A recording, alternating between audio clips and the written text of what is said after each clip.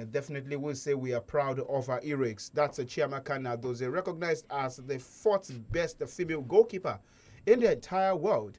And then you tell that of the events, that's talking about the men's Ballon d'Or and also the women's Ballon d'Or. Aitana Bonmati, well, you tell that it's a hat-trick of a title for her, back-to-back-to-back. But for Ousmane Dembele, after so many years of not being the best, just one season, he did that and he won the Ballon d'Or. Ahead of Lamine Yamal and Vitinha, but for Lamine Yamal's father, he said that missing out on the award definitely is not the best for them, as it's definitely the beginning, or we see, for Lamine Yamal and also maybe for the entire family. But is it right that you have said this for an 18-year-old boy who definitely has won the Copa Trophy for back-to-back seasons now? That's talking about Lamine Yamal. But also on the other hand, injury updates for some club side. Arsenal Football Club. How would you fare without Noni Madueke for the next 2 months? And also Pep Guardiola sweating about the fitness level of Erling Braut Haaland. So maybe it makes much more sense while he was substituted against Arsenal Football Club. There are games set to go down later today across the different sectors there in Spain, especially. Atletico de Bilbao will be up against the Girona, Espanyol against Valencia, Levante against Real Madrid, Sevilla will be up against Villarreal. All of these games are set to go down later today, and then maybe we'll talk about some English Cup games as well, set to go down later today. You're listening to the voice of Oluwatimileni SAMIES. You're good on the program this lovely afternoon. I have Peter right here with me. Well, Dolapo is not in the studio with us, but together, myself and Peter, we'll take a look at all the developments making the rounds in the world of sports. And we definitely start straight from the biggest one, which definitely is timeless at this point. That's talking about the Ballon d'Or winners and also the rankings. So from yesterday, we'll take a look at the top 10 in the women's category and also the men's category before we take a look at the winners of different categories of the event. But starting with the women's category, the winner actually was Aitana Bonmati of Barcelona and Spain. In second, we had Mariona Candate of Arsenal Football Club and also of Spain, Alessia Russo of England and Spain, Alexia Putellas, Chloe Kelly, Patrick Gujaro, Leah Williamson, Eva Pajot, who definitely, you tell that she's also a great one. Lucy Bronze and Anna Ampton. She definitely makes the top 10. But in the men's game, Ousmane Dembele, the winner. Lamine Yamal, second. Vitinha, third. Mohamed Salah, fourth. Rafinha, fifth. Achraf Hakimi, sixth. Kylian Mbappe, Cole Palmer, Guinea Donnarumma, and Nuno Mendes. Yesterday, there was the argument between in which Peter put on the table. If Mohamed Salah finishes ahead of Achraf Hakimi, does that automatically put him in contention to win the African Footballer of the Year? We'll see, have that conversation as well. But definitely, we talk about the reaction to the winners of the Ballon d'Or and also some players who didn't make the shortlist despite their performance or the order of sequence in which we have them. Is it the best that would come with from French football? Good afternoon, Peter. Thank you for having me, SAMIES. A pleasure. I know the talk will still be around the Ballon d'Or that took place last night. And if there's one thing football gives is that point where we disagree on issues, on nominees and awards, even the games. So last night was not an exemption. Maybe a few, even that don't have the numbers, will say Dembele don't deserve it. And I don't know the for or against now, so let me just be mindful with words. But I would have been a little bit surprised, like I did a couple of months ago when Vinicius didn't win and Rodrigo went ahead to win. I was watching last night carefully to see if the organizers will go the way and give the award to the 18-year-old Spain international, but it didn't happen. Do I say common sense or football reasoning prevailed? But some still think that Lamar had a good season. But away from that also, you also know the argument is also about those who finish in the top 10. Questions around how come this person is in the top 10? Did he deserve to be here? You also put on the table what I mentioned yesterday on the show about Mo Salah and Achraf Hakimi, who gets to finish ahead. Is that the probability that whoever does will end up winning the CAF Player of the Year? And Mo Salah was there finishing ahead of the Moroccan, who was busy playing last night for PSG against Marseille in the south of France, Well, of course, his team lost by a goal to nil. So for me, it was a good one, well attended by the one who, in terms of football, even though a few heavyweights said they're not going to go because they felt that there was no point for them to go. But it was another award again that went down. Like you mentioned, the 69, and it was good to see Dembele, the mom, and his friends, his family members there with him to support him. But there are also plenty of questions begging for answers. But this thing is about voting. Those who voted know why they voted, SAMIES. And those who voted actually know why they voted, yes. But some players actually didn't make the shortlist. And it was this afternoon before we came into the studio, or maybe it's just came to mind now. All of a sudden, maybe we were just having the conversation and the name of Gabriel Magalhaes and William Saliba popped up. And we say, these guys didn't make the shortlist, even Bukayo Saka. Not that I'm putting anything out for Arsenal fans, but you look at the shortlist also. How many defenders do we have on the shortlist for Gabriel Saliba and Gabriel Magalhaes rather, and Saliba not to make the shortlist? Well, it's a bit of surprise not to see these two folks, maybe one or both in the shortlist of 30, and then you begin to say how we got to that point. Like I said, the organizers will give 1,000,001 reasons why these two were not there. But for me, I felt that one of them should have been. Maybe the Frenchman or the Brazilian should have made the cut. Because you take a look at the numbers of defenders you have in that list, and you say who are among these ones, can't these two folks? Denzel Dumfries. We have Denzel Dumfries. There's Virgil van Dijk. There is a Virgil van Dijk. There is Nuno Mendes and Achraf Hakimi. So those center defenders. So those four. Van Dijk. Van Dijk, yeah. Yeah. So you begin to put on these questions around what happened to these two? How come they did not make it? But again, like I said yesterday on the show, the game is about the goals. It's just about the goals. The last time I witnessed a defender won was Fabio Cannavaro. That's 2006 when the Italians won the World Cup. And ever since, not even a midfielder has been close to it, a defensive midfielder, until when we saw Rodri did last season. So it's about the goals. It's about those who score the goals. I know you want to say how many did Dembele scored. He scored the ones he could because he's not a natural striker. And we also saw how he helped Paris Saint-Germain to turn things around when a few of the players like Lionel Messi, Kylian Mbappe and Neymar left. He came on board from Barca for about 50 million euros, and we saw what he has done. So defenders who are not there, plenty of questions. Again, who will rather think of Gabriel Magalhaes and William Saliba not there? People will just have to move on. But I just felt that those two should have been there, not win it, but at least one of them making the top 30 in the nominees. But it is what it is with the organizers. It is what it is with the organizers. So the biggest conversation, Lamine Yamal, his father, coming out to say that missing out on the Ballon d'Or, the biggest moral damage. I think this is the biggest, I wouldn't say theft, but moral damage done to a human being, because I believe Lamine Yamal is the best player in the world by far, by a huge margin.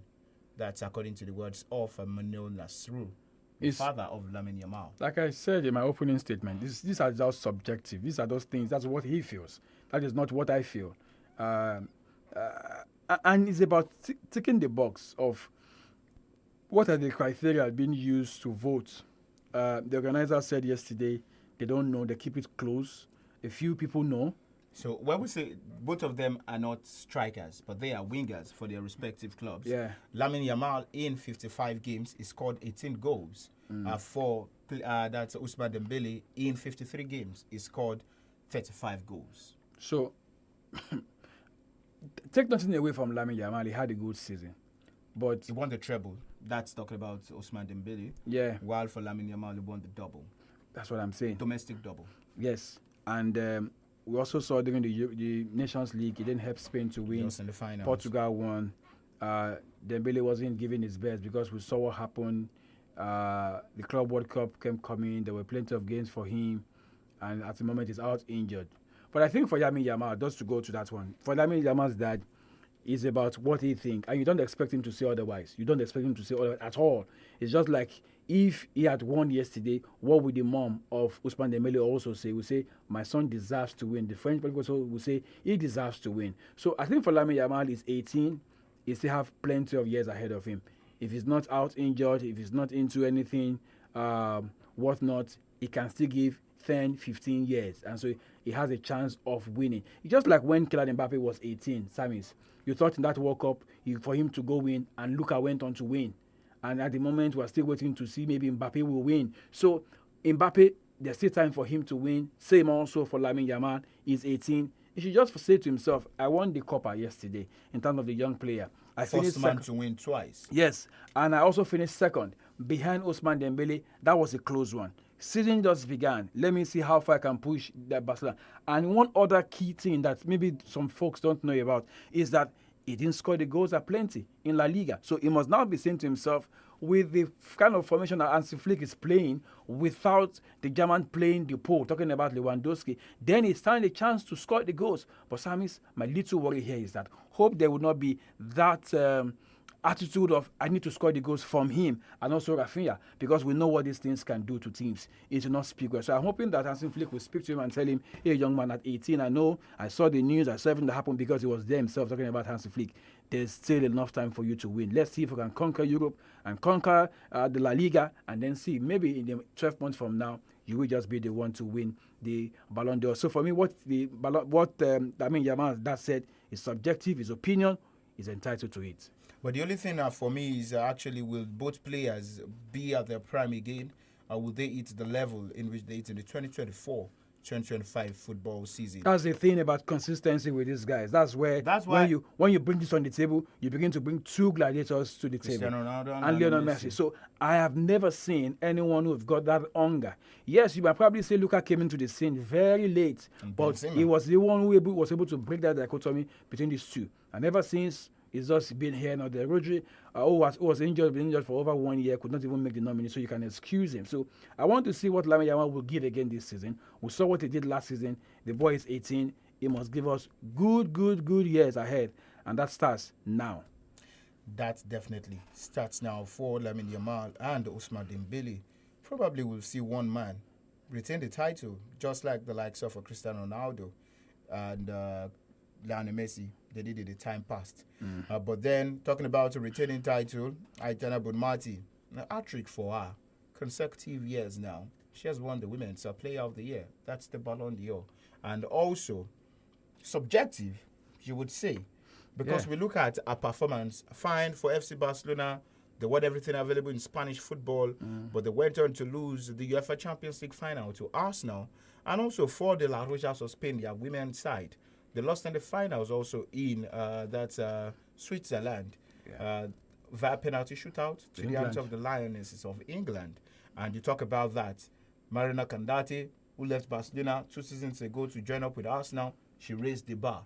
She won the UEFA Champions League final, Women's Player, Super League Player of the Season, UEFA Women's Champions League Player of the Season. She also did so well at the Euros, scored in the finals against England.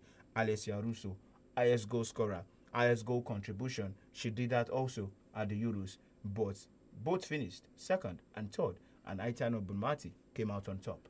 Candante, I was a bit surprised last night when I waited for Andres Iniesta to come up with the name of the winner, and boom, it was the Spaniard Bonmati who won. Of course, we have two Spaniards on that one, but for the Arsenal girl, how she missed out on that one was another bit of those controversy that you probably want to bring on the table the 9th after the Ballon d'Or took place in Paris. So, again, it's questions around numbers, SAMIES, it's questions around the figures. What did you win?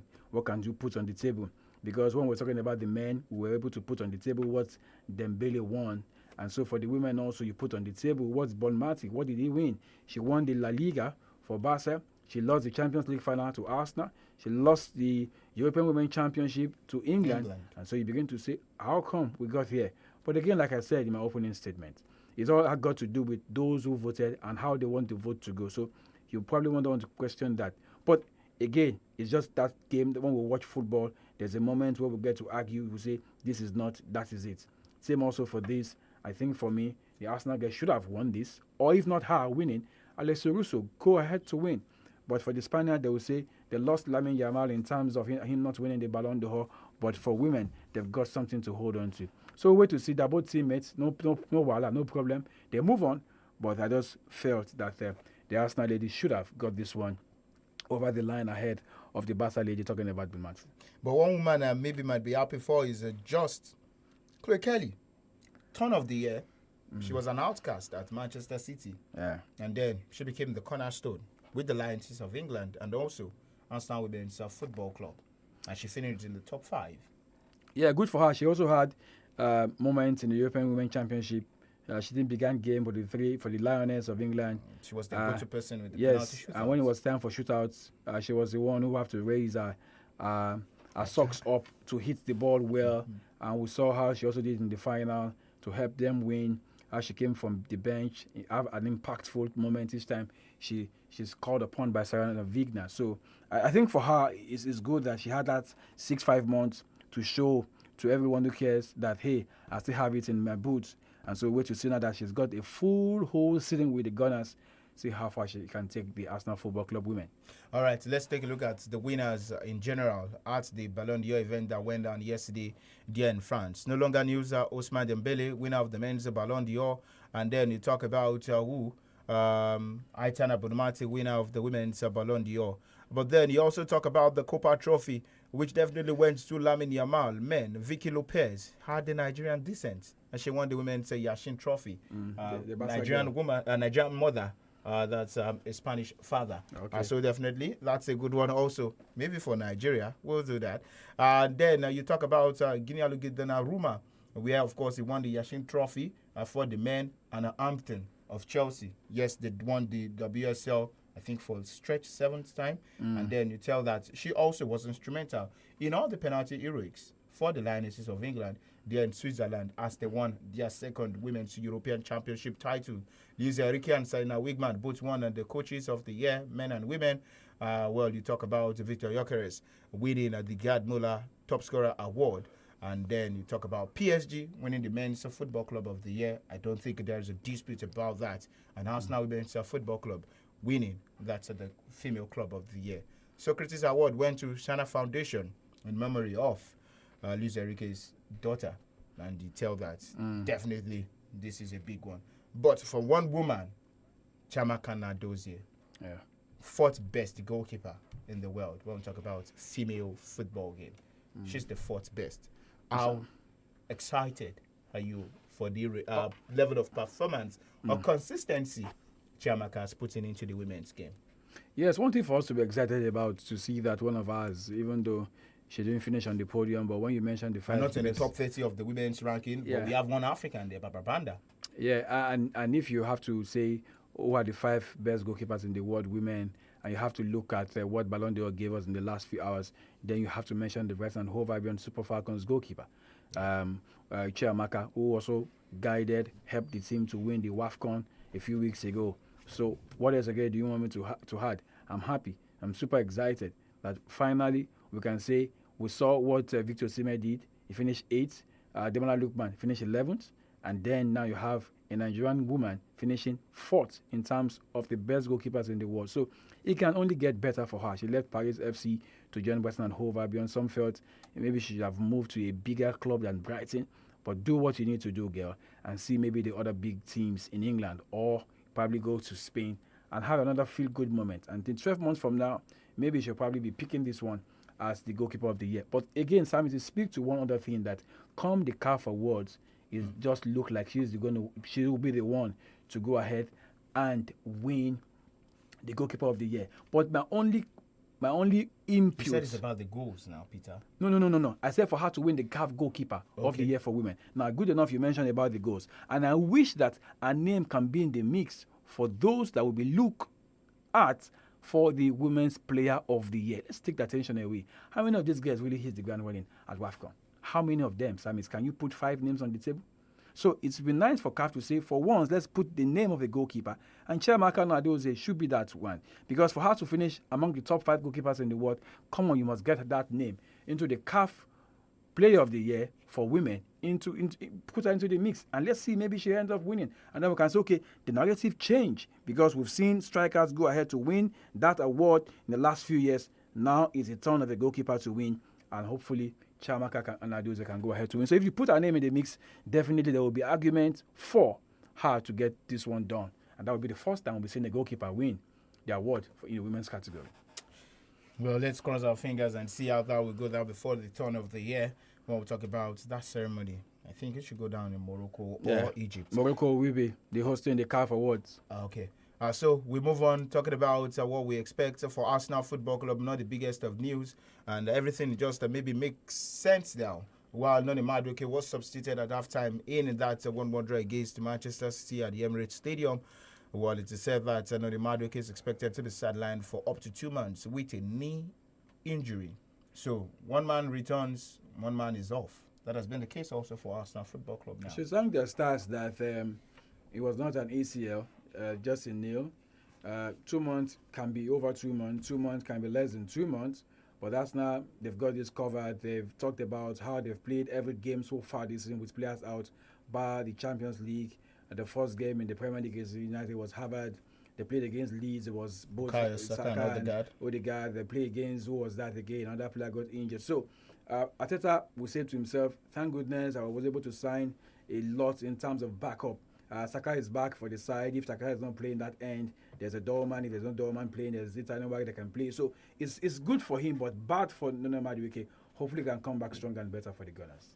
Hopefully he does. Also for Manchester City, Pep Guardiola is sweating over the fitness level of Erling Braut Haaland as he hopes that the striker is fitter for their clash against Burnley. And then it's it. But they really need Erling Haaland against the Burnley. There's an Oscar Bob. But then you also talk about the level of injuries Manchester City. You also have to put Cheki that is out. That Omar Mamouche should be playing there. He's also out injured. So Oscar, he needs his players now. It doesn't matter who he's playing. Doesn't matter who he's playing against. He wants Haaland to be in the team. You need to start picking points now. You can't say because Haaland. So it will not be the best in terms of the Norwegian going out injured. Pep will hope that it was just a mere knock and he can be fit for this weekend's Premier League games. Being fit for the weekend Premier League game. Up next for Manchester City is their trip to Huddersfield Town in the Carabao Cup later tomorrow. But before we take a look at the fixtures of games set to go down across some centres today, Eddie Howe says he's confident that the goal-shy Newcastle will discover their X factor as they adapt to life without star striker Alexander Isak. And the sad thing for them is that the new man also, they have 2 new men, Waltemad and Jan Wissa. Yeah. But Jan Wissa lacks a match fitness at this point. But for Waltemad, he started one and also came off as a substitute in one. But then saying that they are building or trying to adapt to life without Alexander Isak. How long is this going to take them to actually play without Alexander Isak? Because I think they've not really gotten a convincing victory yet in all of their games this season. They haven't, but I won't be surprised if they turn up the heat on Sunday, 4:30 against Arsenal, St. James's Park. You'll just be amazed to see when Visa is fit and ready to go. Anthony Gordon will be back after a suspension, the red card he got against Liverpool a few nights ago in the side. So you expect St. James's Park to turn up anytime they have the big teams come visiting. We saw what happened against Newcastle, against Liverpool, though they lost by 3-2, but it was a night that you say, wow, this was the kind of night that Newcastle will want every time they have the big boys play. Come with that same vibe, and they hope to win. So on Sunday, we wait to see maybe all of that will change with Eddie Howe. He says things will change, and they'll be hoping that starts against Arsenal on Sunday. But for the Gunners also, see what they also bring on the table. But I think for Newcastle, they have to just find a way to move on from the Alexander Isak thing. Let's see how they actually do that. But then for FC Barcelona, they also have one man out injured. That is the Gavi, set to undergo knee surgery to address a lingering meniscus injury. The 21-year-old Spain international who tore his anterior cruciate ligament injury in November 2023 injured his right knee training in August after featuring Barcelona's opening 2 matches of the season. So, worry yet for Hansi Flick, but maybe not. Because I remember what Gavi played 10 straight matches. And you should thank his stars that he's a Spaniard. If he wasn't a Spaniard, maybe Barca would have been looking at offloading him away from the side. Gavi is always a tough one. I'm not at that level. I'm not a professional footballer. It's always a tough one to see Gavi play 5-10 matches straight. He's always having knock so he's going to be out injured. But will Hansi Flick miss him? I don't think so.